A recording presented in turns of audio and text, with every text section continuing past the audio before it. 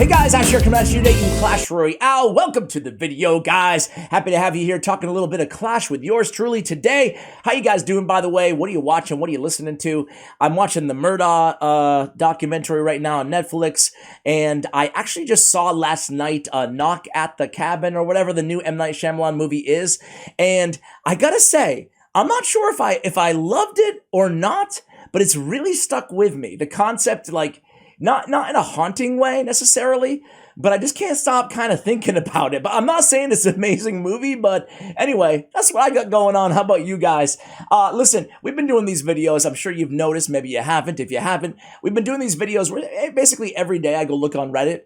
And if I find a post or a topic, interesting to me personally, I make a video talking about it with you guys, and you guys seem to enjoy that, at least some of you guys, right? I'm sure somebody, it's the internet. People hate stuff and they love stuff. It seems like no matter what you do, right? But I found this today, and this is something that's always fascinated me, the zero elixir concept. I guess before we jump into that really quickly, I was thinking about also making a Reddit post after this video goes live. But I need some ideas from you guys, and then we can make a video talking about it, right? Kind of cool, right? And you guys can actually weigh into it if you go on Reddit.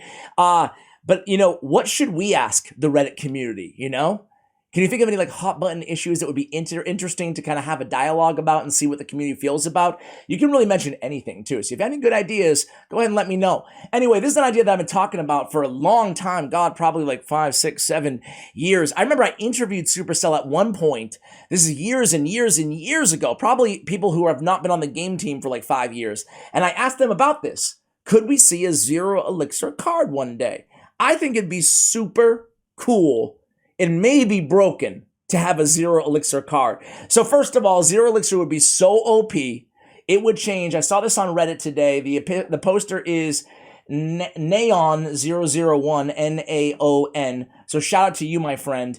And it's a level 1 sacrifice. It's like an anvil on the king tower, right? So it's a legendary spell card. And I actually think that rarity is right, for a card like this. Some of you right now might be being like, wait, a zero elixir card that does damage to your own tower? What are you talking about, dude?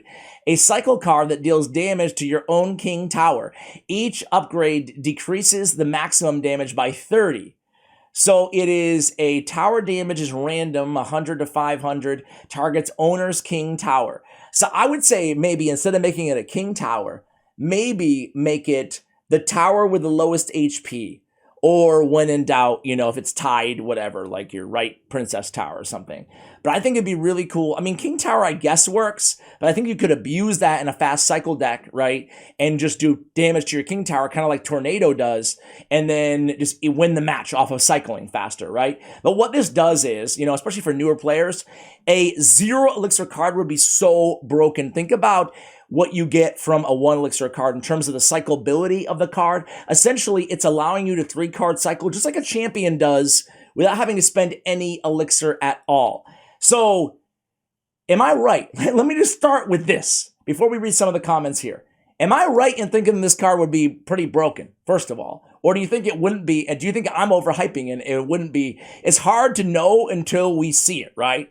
Because there has to be a significant damage cost to you. It has to be. You have to take damage with a card like this, in my opinion, right? So graveyard players literally losing to a zero elixir card. It doesn't do area damage, but it activates one's own king tower. I would say, to this point, it doesn't activate king tower. It just does instant damage to whatever tower, no activation on the king tower. That's what I would say for a card like this. So the debate wages on. Rip graveyard and log bait players. Yippee! Expo meta time! No. No activating towers. Effective editor 1500 says ability.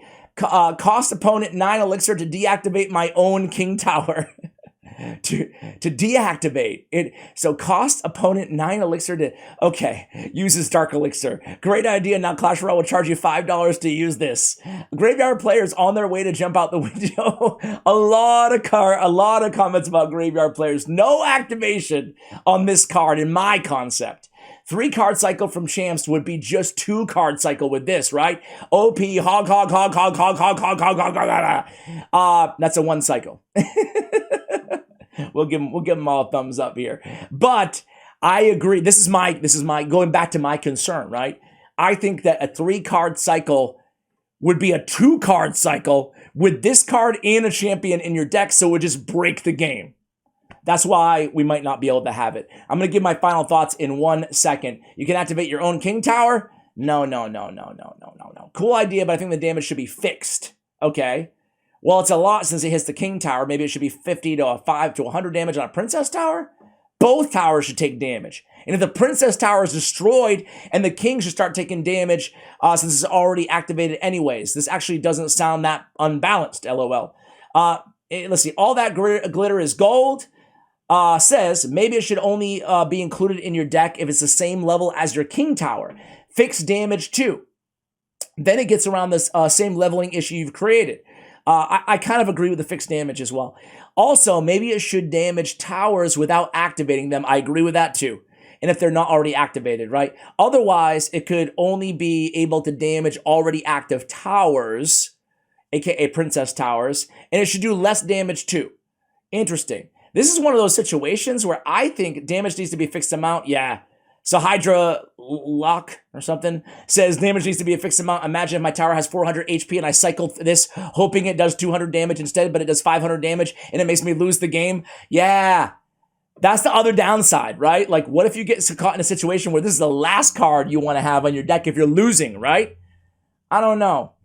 I'm pretty sure a random amount of damage is currently impossible in Clash Royale. I suspect they have no shared P RNG and also no way to ensure the numbers are drawn in same from R. Okay, so I kind of think, I agree. It needs to be fixed damage. But then how do you upgrade a card like this?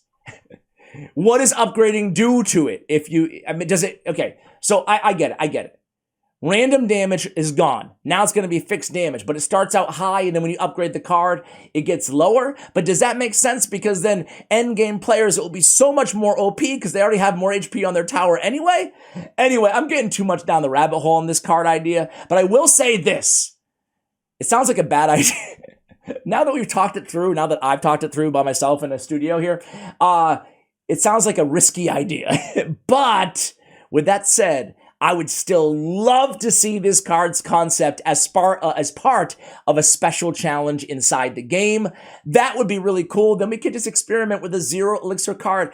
I've always wanted to see a 0 Elixir card. And another way you could do it too is... Nah, there's no other way I can think of. Guys, let me know what you think in the comments below. Thank you for watching, and as always, take care, guys.